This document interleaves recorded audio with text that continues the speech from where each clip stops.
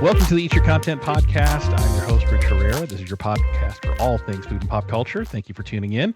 Just a reminder to follow me on socials at Rich Herrera and at Eat Your Content on all social media platforms and also anywhere you get your podcast. Make sure you hit the like button and the subscribe button to make sure when new episodes come out. My next guest for today is a powerhouse in the culinary world. She is the CEO and founder of Feel Good Foodie, a vibrant brand that's all about making healthy cooking not just accessible, but exciting. She has a jaw-dropping 10 million followers across social media. She's a digital sensation that's taken her talents from Instagram to Good Morning America, Today Show, Live with Kelly and Ryan, and has been featured in People, Vogue, and the New York Times. That's not all. She's also a wildly successful entrepreneur and best-selling cookbook author. Her debut cookbook, the Feel Good Foodie Cookbook, launched in May and is already winning hearts and minds in the kitchen. It has 125 simple, healthy recipes that beautifully blends the flavor of the Middle East and the comforts of the Midwest. It's all about finding joy in the process, and her enthusiasm is contagious. Please welcome to the podcast the incredible Yumna Jawad. Thank you so much for having me, Rich. Thank you. Thank you. Did I get the name right? I meant to ask you that before. Did I pronounce that correctly? Absolutely. You totally did. Yes. Okay, good. I was afraid I was going to trip all over that, so I'm glad I got that correct. So thank you for coming on the pod. You are the CEO of a multi-million dollar media kind of recipe empire called Feel Good Foodie. You have a couple of entrepreneurial other things going on. But I want to talk a little bit about your early life and your cultural influences that kind of paved the way for you to be where you are today. You were born in Africa, and if I did my research correctly, you moved to Dearborn, Michigan at age 11. How did that experience, cultural background, influence your approach to food and cooking today? Because I moved from Michigan to Georgia, and that was a cultural shock. So I can't even imagine at 11, which is a pretty impressionable age, moving from Africa to Dearborn. What was that like, and how did that influence you? Well, when we first moved here, it felt like a cultural shock to me because everything where we came from in a small village in Africa in Sefadu, Sierra Leone, was really just small, lots of mom and pop shops. And so everything, so walking into a grocery store in Dearborn, Michigan was just kind of like Disneyland to me, just seeing all the possibilities. And what's interesting is when we first started, when we first moved here, we used to only eat Lebanese cooked meals. And my mom slowly started to find all these little shortcuts in the grocery stores. Like, wow, hamburger helper. We can make hamburger, out of a box with pasta. And this is such a great invention. And so my mom started leaning into all of these little conveniences and, all these fast foods, if you will, or ready-made almost foods from the grocery store. And so it was just interesting just kind of shifting away from that. And it didn't take too long for us to realize that those types of meals were not that healthy for us. And so my mom ended up kind of bridging the two worlds together, if you will, and taking the influences of our heritage and our background of cooking Lebanese recipes and just making them, applying them to the kind of recipes we wanted to eat here. So she would take something like spaghetti because we wanted to eat spaghetti now. We learned what spaghetti was and we wanted to have it every night. But she would basically, switch it up a little bit by maybe adding some Mediterranean meatballs with that spaghetti. So it was really just very interesting just to see the two worlds colliding. And in the beginning, I think when I first came here, I was like, oh, I'm American now. I speak English now. And I was just really proud of just being in America and trying to assimilate as well as possible to the new culture and to my new home, and almost started to leave my Lebanese self behind until I got to high school, I think, and I started realizing, wait, I love who I am and I love my culture and I'm proud of this and I want to do more of this, and I want to make sure that I continue to speak Arabic, continue to cook, or learn to cook and eat the foods that we grew up eating. So yeah, I think it's that balance of trying to be an immigrant somewhere new that's super exciting, while eventually trying to balance that out with who I was and my heritage. So you mentioned your mom was kind of a huge influence in cooking, both, cooking from scratch and then assimilating to kind of the American way of doing things and then finding a balance between the two, right? What did your childhood smell like? Oh, What kind of things stuck with you as an adult now of the smells that you had when you were a kid? well, we had a small kitchen growing up in Sierra Leone, and I just remember that anytime I was like walking near the kitchen or by, there was always just whiffs of like fresh parsley and fresh garlic. And those are, I would always like just be smelling, I would hear that knife just kind of cutting the parsley, and I would always hear a sizzle of garlic from the kitchen, garlic and onions and cilantro even. And the smells were very herby, like lots of herbs like cilantro and parsley, as I mentioned, but also some like sweet florals as well, like rose water, for example, because my mom, we didn't have a lot of bakeries there, and my mom would bake anything, like all of our birthday cakes and any kind of events that we had, everything was baked from scratch. And we do a lot of rose water, addition to the things that we bake, just to kind of sweeten them without adding any sugar. So I would describe it as, yeah, parsley, garlic, and rose water. That's an interesting combination. Yeah, Herby and floral. That's nice. That's herby and nice. floral and garlicky. So you and I have a little bit of things in common. You went to the University of Michigan. I'm a Michigan fan. I actually grew up in Saginaw, Oh, Michigan, cool. for a while. And you got a degree in business and marketing, and you spent 10 years there before transitioning to starting Feel Good Foodie. What were the challenges that you faced transitioning, and what kind of sparked that transition from the corporate world to a self-made entrepreneur? So I went to the University of Michigan Business School, and while I was at the business school, I studied, all parts of business, and I really just enjoyed marketing and corporate strategy the most. And so I thought, graduating from college, I thought I'm going to become a chief marketing officer of a huge, Forbes 100 CPG company, and that was my goal graduating from college. And so I set out a path to basically learn all the different aspects of marketing. And I was actually pretty strategic in how I did that. I first got this management training program where it was basically selling CDs, but I got to learn like all the different aspects of that business, including being in a Walmart store and learning about packaging and merchandising and consumer retail. And then I moved into different roles of doing consumer research, which was really interesting because it basically helps to guide the decisions that affect everything that happens in stores. And then I also moved to the other side where I was working in advertising and doing consumer brochures and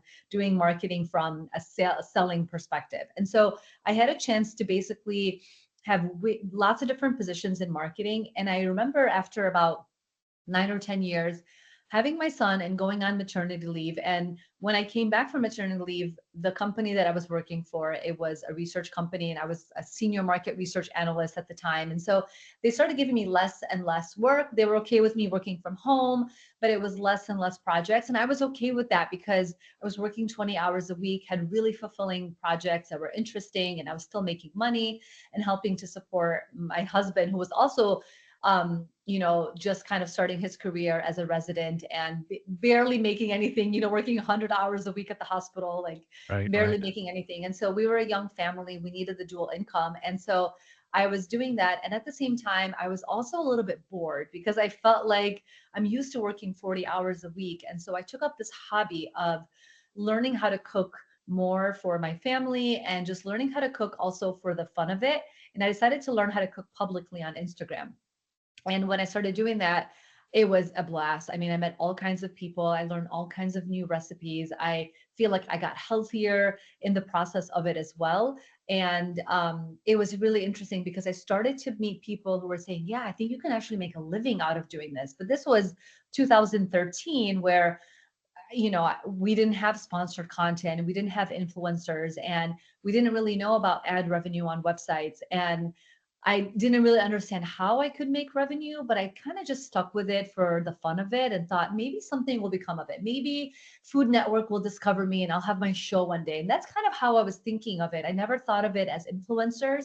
I thought of it always still like in a traditional sense of marketing, as going and having a show on the Food Network, or and ending up writing for a magazine. And it was just a very traditional way of thinking of it, even though what I was doing was digital marketing, cutting edge, new type of marketing, if you will. But it's still, I was using this new type and still thinking of it helping me with old types of marketing, if you will, or old types of entertainment. So I kept at it, and it was interesting because when I first started, I didn't make a single dollar for a whole year. And then something happened after a year where a brand decided to send me free yogurt, and then another one sent me free crackers, and then Oh, someone wow. sent me free pasta. And I thought, hey, this is great. It's like I felt like I was winning the lottery.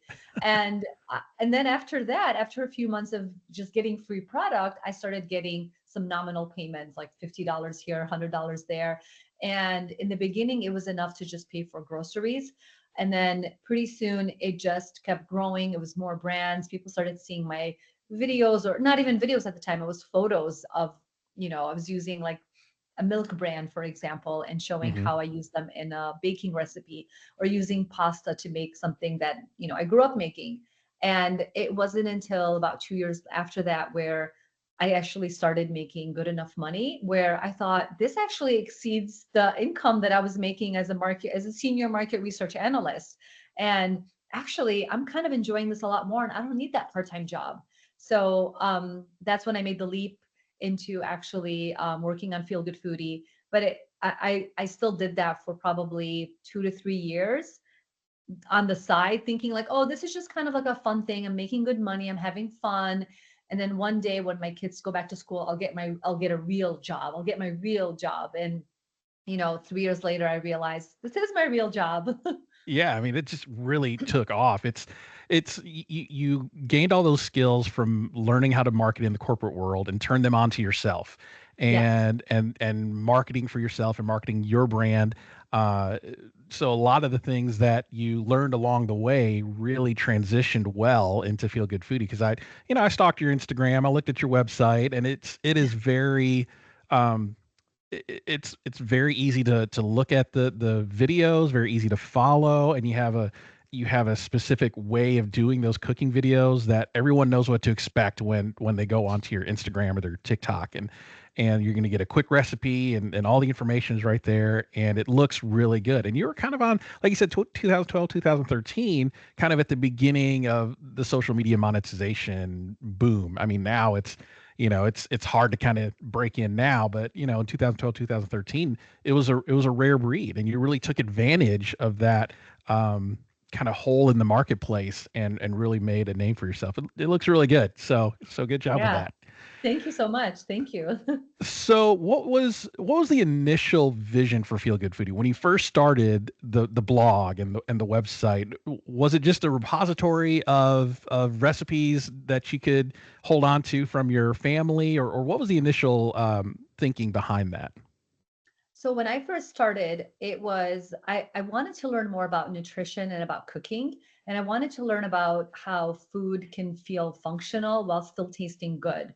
Hmm. And so I kind of approached it more in the beginning as me learning why these foods are good for us. Like, why do we eat strawberries, and why is milk good for us, and why is quinoa good for us? And so if you go way back to the first post of Feel Good Foodie, it's really hard to scroll that far back on Instagram. But when you go way back, the initial posts were of me showing a recipe that I made or I tried. And most of them were just, something from the internet that I was like, oh, this is kind of cool. Or I would take my mom's like tabbouleh recipe, and instead of using bulgur, which is what's commonly used in tabbouleh, I used quinoa. And so I would mention, hey, I just made my mom's tabbouleh recipe. And did you know, and I used quinoa. Did you know that quinoa is the only, plant-based food that has all 6 or 7 protein amino acids, whatever it was, some kind of thing that I would mention about quinoa. And I would call it a feel good fact. And so I basically would show up like 3 to 4 times a week with some kind of a feel good food and a feel good fact to go with that. And so even I would share like eggs. Oh, did you know eggs have vitamin E in them? And vitamin E is actually really good for your skin.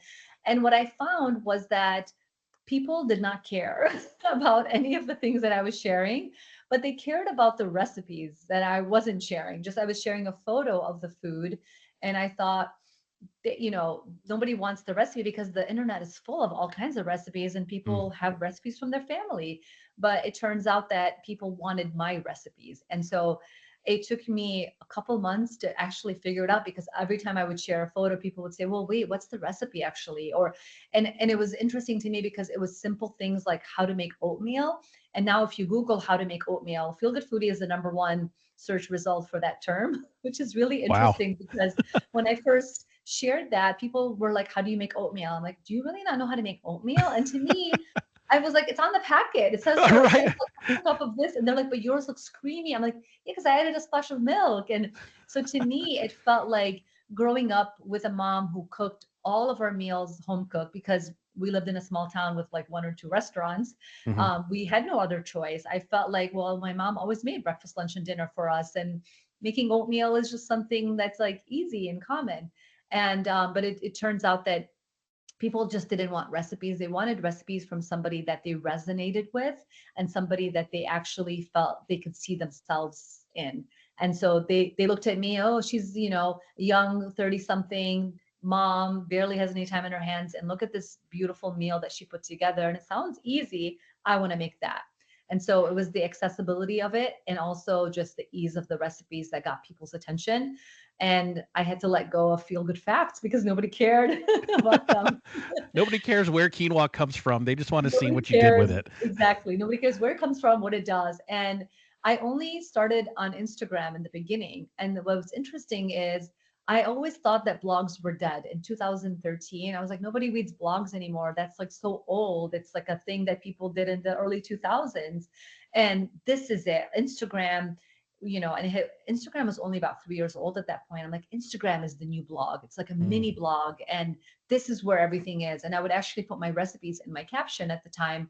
And it wasn't until 2016, so more than 3 years later, where I finally decided to actually start a website. And the reason I started the website was because at that point I had probably hundreds of recipes on Instagram after 3 years of posting 3 to 4 times a week. I had Hmm. hundreds of them, and people couldn't find. They're like, remember that one time you shared this one recipe with like salmon and it had tomatoes in it? And I'm like, what? I don't remember. Like, and so I decided to actually put them on a website so that it was easier for me to like send people to them instead of scrolling. And it was just easier for them to find it too if they were looking for them. And I started hearing that you can actually make money on a website. And in fact, blogs were not dead. And so the other thing too was that it was a great way to diversify because Hmm. I had a little bit of a scare in 2015 where I lost my Instagram account for Ooh, like 15 hours or so. Like it was literally gone at night and came back the next morning, like mid morning. But it was just such a scare to know that, wow, I worked so hard and I had 200,000 followers and they were all gone that wow. morning. And so I was like, that's it. We're starting the website. This is what we need to do. It's easier to find recipes. It's good for diversification. And maybe I can make money one day on the website. Wow. And all those Wow. things are true today. It's great for diversification because we see the potential of TikTok going away. Yeah. It's so easy for people to find my recipes because now I'm at 1,450 recipes. There's no Wow. way people can find them on Instagram. And I'm able to make money on the website through third party advertising on there. Yeah, I think a lot of people learned a lesson with the TikTok outage that was out for 12 hours, and they're Yes, like, "Oh, okay, now I know that I have no control over the social sites. I may have a following of a million people, but tomorrow gone. And I it need could to be know gone. that I can retain some of those followers in another way." And you did that through the website. So very smart advice. Very smart advice. Absolutely. Yeah, absolutely. And it was like, thank God for that little scare that got Yeah. me to do that. Because now people have that similar scare, with TikTok. Right, right. So speaking of followers, today you have 10 million followers across all social media platforms, but every influencer started with zero.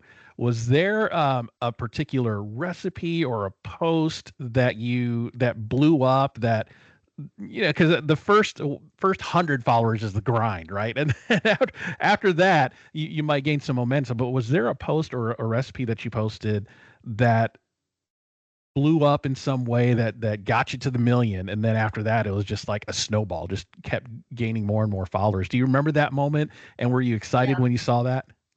Yeah, I would say there's two moments because one of them was, and they're both video. And I think that it was really hard before for photos to make you really go viral. And it was hard for new accounts to go viral, so it was kind of like a slow and steady climb. And we didn't really see things going viral the way we do today. But when video first started on Instagram, I want to say it was like 2017 or 18.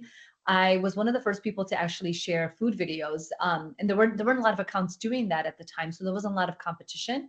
And it was the kind of food videos that were like BuzzFeed style videos. So Mhm. BuzzFeed and like, those kind of big sites like they were the ones sharing those videos and Food Network. But creators really weren't doing that because they all thought that you need a fancy camera and to do all of this. And so I found a way to do it. And I actually hired a videographer back in 2017 to help me with that. And the first one that went viral was like a one pan pasta.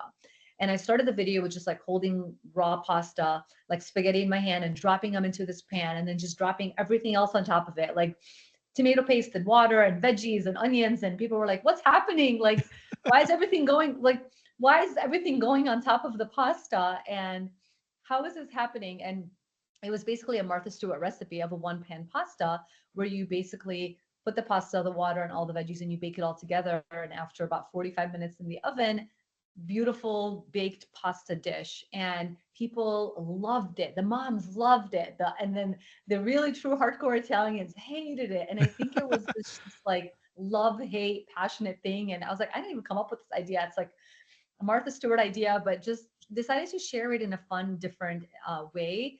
That resonated with so many people, but was hated by so many people. And so that's when I started really learning. I mean, I always knew too, as like with my marketing background, that if you create something that people talk about, doesn't matter if it's good or bad, there's potential for it to, explode in the marketing world. And so with something like this, you had the good and the bad. It wasn't all bad, thankfully. It was like there was enough good in there. So that was really, really exciting to see that. And I feel like my account like grew within a week, like 100,000 followers. And I was like, whoa. And then I learned from that to like, okay, how else can I surprise people with like a really cool start to the video and something else that's surprising, but in a recipe that still works really well. And I kept at it and had some really monumental growth in like 2018 and 2019 with video exploding. And then especially when TikTok started, my second big moment was baked feta pasta. So that was, a huge thing that like Vogue even called me to talk to me about. And it was just, this recipe, again, it wasn't my recipe. It was just a recipe that I had seen before and people had shared it before, but I had this ability to make something go viral with the way I introduced it. And the way I introduced it was, I went on TikTok and I did a video where I said, because of this recipe, the grocery stores in Finland ran out of feta cheese. And people are like, what? What, like, what is this? Like, and so it's just this like way to grab attention 4 years ago that we weren't seeing enough of. We weren't seeing as many people doing that. And then I proceeded with a recipe that was so different because we had never seen feta used as a sauce before, mixed with pasta, garlic, basil, and tomato. Very basic ingredients that a lot of Mhm. people have or can easily get at the grocery store. And I think it was how basic the ingredients were with how amazing the results were that really made it take off. So both times pasta. So pasta is good. People love the pasta with me. So the baked feta one is it's one of those I remember when that was going viral around that time, and it's one of those recipes where you're like, "Why didn't I think of that?" Like, it's Yeah, so simple and so easy. It's right. like, "Why didn't I?" And then the story you told about the pasta where the people moms loved it, but the hardcore Italians hated it. Look, a hate view is still a view, right? So, in fact, Oh subscribe yeah. so you can continue to hate watch and all that on there. So, uh, Exactly. And the thing is, they were sending it to their like grandmas and their brothers and moms, and like, look how terrible this idea is. But every look at time they this sent it to dummy. somebody, I was like, hey, it's getting shared, it's getting like extra views, which is That's great. right. That's right. No such thing as bad press, right? In that No. sense. So I want to dip into your entrepreneurial ventures outside of Feel Good Foodie. So you have a brand called Oath Oats. That's somewhat connected to Feel Good Foodie. Overnight Oats. It's a packaged overnight oats program. So you launched that one. What were some lessons that you learned on launching a kind of a product based business versus like the recipe blog and kind of more of a service? What are some of the key differences there that you had to tackle? Well, I think when it comes to a consumer packaged good, I think you can't grow too fast. I think you have to grow slow and steady, which is much more different than growing as an influencer. There was a lot of influencers during and I did grow pretty slow, but I had some big boom moments. And as an influencer, if you grow from 100,000 followers to a million followers the next day, that's great. It's wonderful. You get extra press. It's great. And you just have to, nothing really changes too much with your day to day. You just have to maybe make some more videos. You might have more, work with sponsors, but it's manageable and you can turn things down and whatnot. When it comes to a product, it's really hard and it's really not advised. And I didn't know this before to grow too quickly. So I launched Oath Oats 2 years ago, and I went to a trade show a year ago, and we had like 6, 7 contacts from buyers who were like, "I love this. I want this in the store. Let's get it in there. Let's get it in there." And I was so excited. I was like, great, we're going to be in like 7,000 stores tomorrow. This is wonderful. And, and it was hard because, I had a business partner who was like, whoa, no, we can't do that. And we need to start with just one. And so we had to pick the smallest one to basically start with and Mm, test it out and just to see how things go.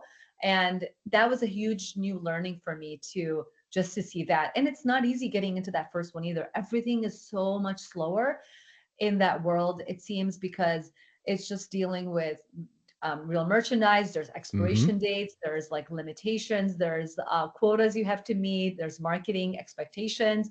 And so it was just another world altogether where you have to be very strategic and you have to just kind of take it just one small thing at a time instead of just and trying to explode everywhere all at once. So that was one of the biggest learnings for me, is just taking it slow and steady. And I look at Oath Oats today, 2 years later, and I feel like, man, it's just not doing anything. It's slow. And I am just like, goodness. And the marketer in me wants to just like go out with a bang and spend all this money and do all the Right. things. But I have to remind myself that it can actually hurt the brand to do that, because it could, as fast as it goes up, it can come down. And something that's slow and steady, you test it, you prove it, you improve slow by slowly, is the way to go.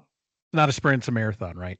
It is, exactly. It's Yep. definitely just a marathon and very different from being an influencer. Yeah, yeah. So speaking of influencing, you were able to harness that and partner with Home Chef recently. So Yes. tell me a little bit about that collaboration. How did that come about? Home Chef is a huge brand where people can order a meal and have it shipped directly to them with all the ingredients already pre-portioned out, and all they do is follow the recipe card, almost idiot proof. So how did that collaboration come about, and how's that going so far? Well, they had reached out to me, and that's the great thing about having the presence on multiple channels and having just the coverage that I have with my brand, is that they found me and they reached out to me. And I think that they were looking for somebody that could do some Mediterranean meals. And they had never had a collaboration before with anyone who can do Mediterranean meals. And the Mediterranean diet is getting so much more attention lately that I was just the perfect person to, speak on behalf of it, especially with my cookbook launching around the same time. So we basically decided to work together. And what was interesting about it was that I had limitations working with them. Like the recipes had to be not just made in 30 minutes, but like done in 30 minutes. And so, everything, it wasn't just like prep and all of that. Like, so there was certain limitations of like how fast things can get done, how many ingredients, how many of them were fresh versus, shelf stable, and all the things like that. And so, but it was really exciting and a really cool way for me to get creative and take the recipes that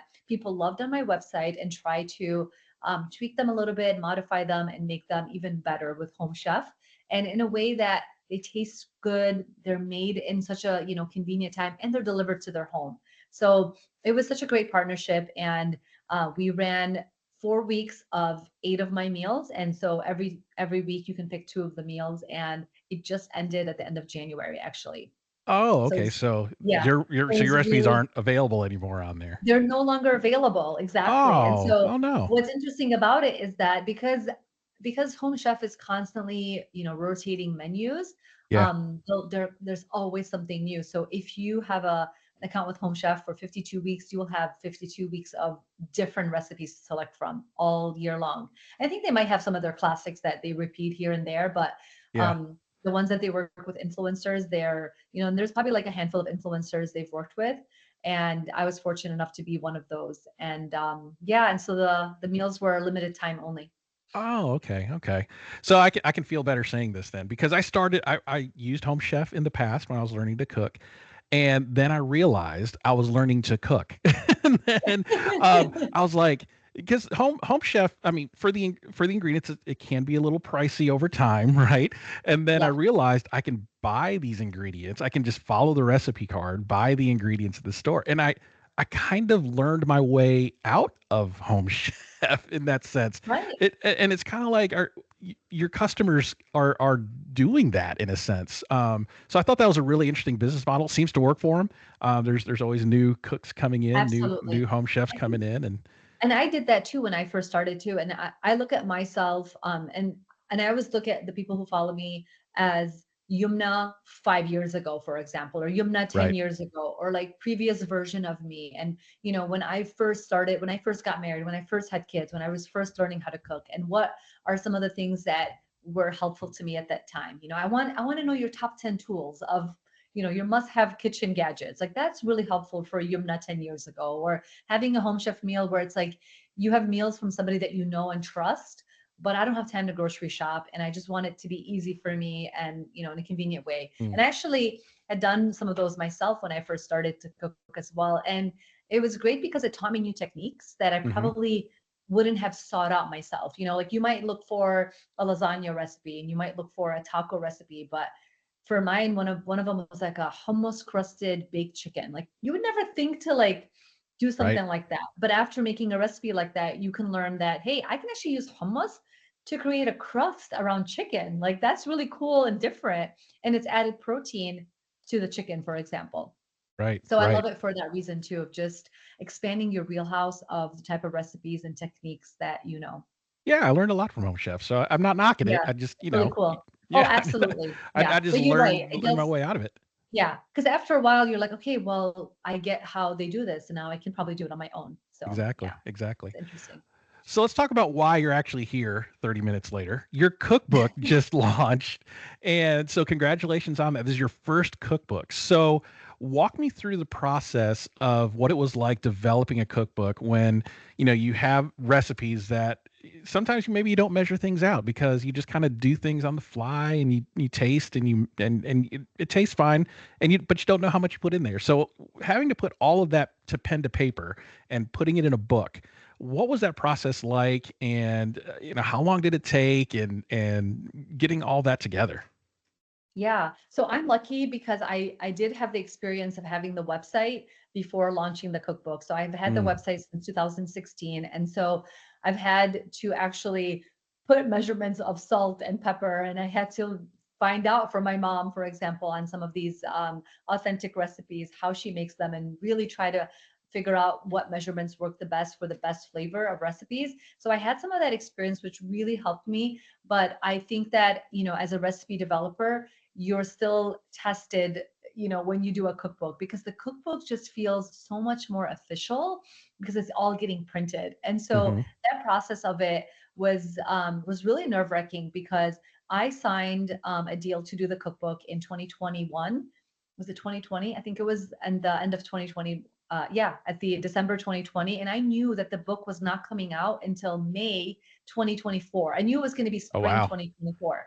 So you have to think about, okay, what are people going to be making in 3 years? Because, not only are you like going through 1 year of just developing and testing recipes, but then there's a whole nother year of just the book getting edited, photography getting done, the book getting printed. So it is a good 2.5 year process before it's out to the public. And so there's that pressure of trying to find recipes that feel evergreen, and feel really flavorful, but also feel like easy enough where I like them today and I like them then as well. So I basically ended up picking a theme of the type of recipes I wanted to do. And I decided to make everyday recipes. It's 125 everyday recipes that are elevated with Mediterranean ingredients. And so I picked 8 Mediterranean ingredients that I feel like They all have a long shelf life. They're all easy to find. You can literally can find all of them on Amazon, except for Lebne, which is like a yogurt cheese. But that even has a pretty decent shelf life. You can usually find it at most grocery stores.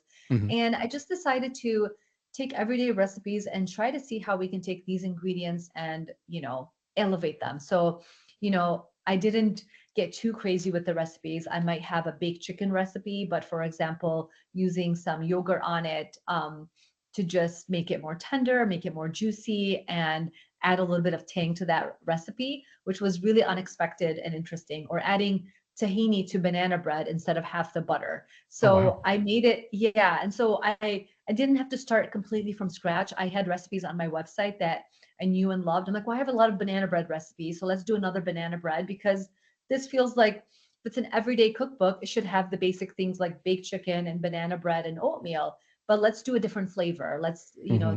tweak that a little bit. So that's what I concentrated on. It's, basic recipes, but they just have these different unique flavors. So it teaches people to experiment with ingredients in an unexpected way.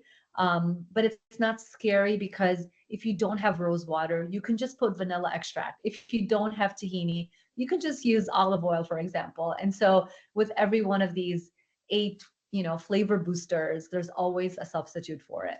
Yeah. Except for dates. Well, dates you can do, because I blend dates, but you could do raisins actually. There is a substitute for all of them. I was like, dates, maybe not, but there literally is a substitute for all of them. Yeah. So somebody that's been following you from the beginning and has your website as bookmark number one on their favorites, what can they expect out of the cookbook that's different or a different experience than what they would get from the website?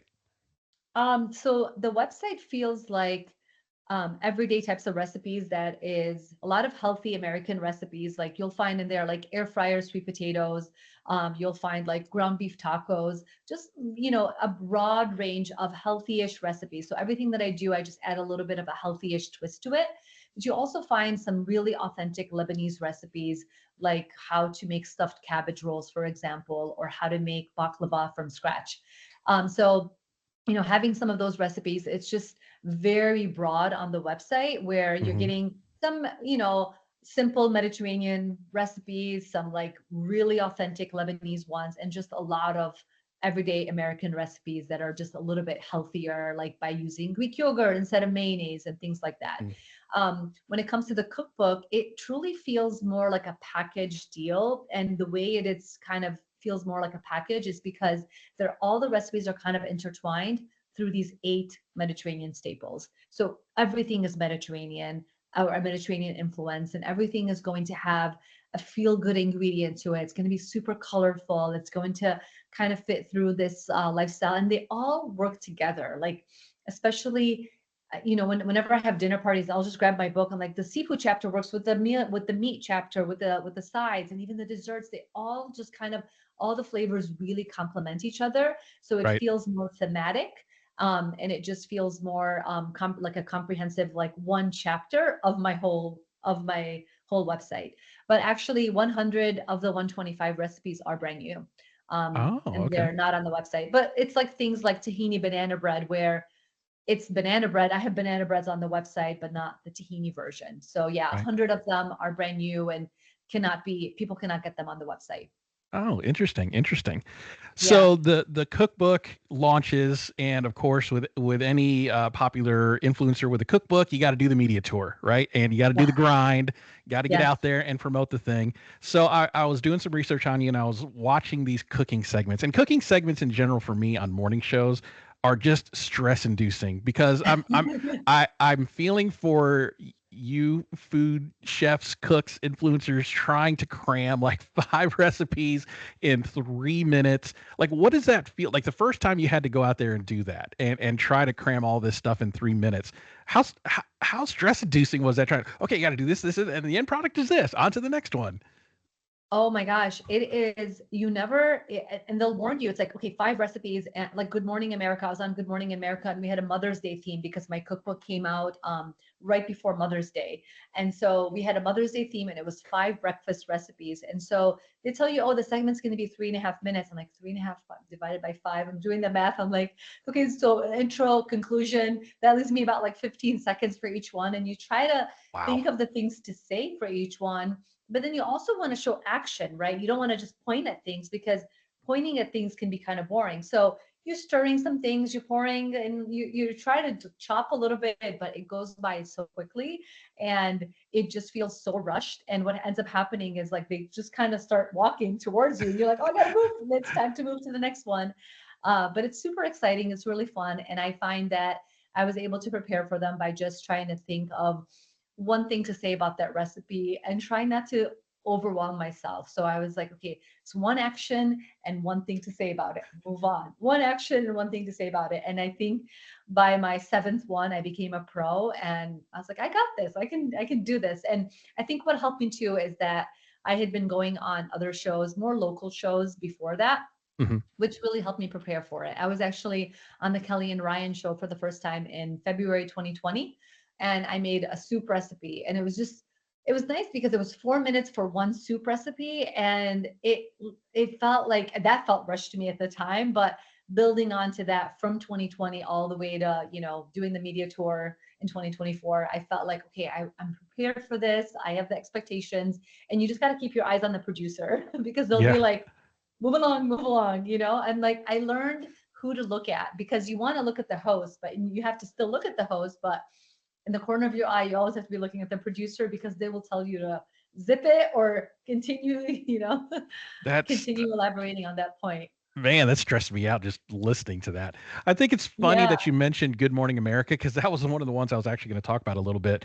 The fruit salad segment, I thought unintentionally hilarious because you're explaining the fruit salad like, yeah, my mom will put a little vanilla extract and some rose water, and you and I know rose water little goes a long way, and the poor host pours about a gallon of rose water in the fruit salad, and I'm like, I would not want to eat that one right now. I don't know if you saw my face. I have to look back at the segment, but I don't know. I was like, oh, and Oh, in my like deep down, I was exactly like we know how it is with rose water. My mom literally measures using the cap of the bottle is yeah. how we measure rose water. And I think the cap is about a teaspoon, but that's how we pour into that cap, and that's literally how much we put. And I think I had used a professional stylist who put rose water in probably like a 2 cup measuring, Yeah, it was in a big old cup, and I'm like, "What do you container. do?" She pours it into it. And so it's funny because backstage, everybody eats everything and all the food is really good and it's not overly styled or touched or Right. maneuvered or anything like that. And so people were like digging in. I was like, do not eat the fruit salad.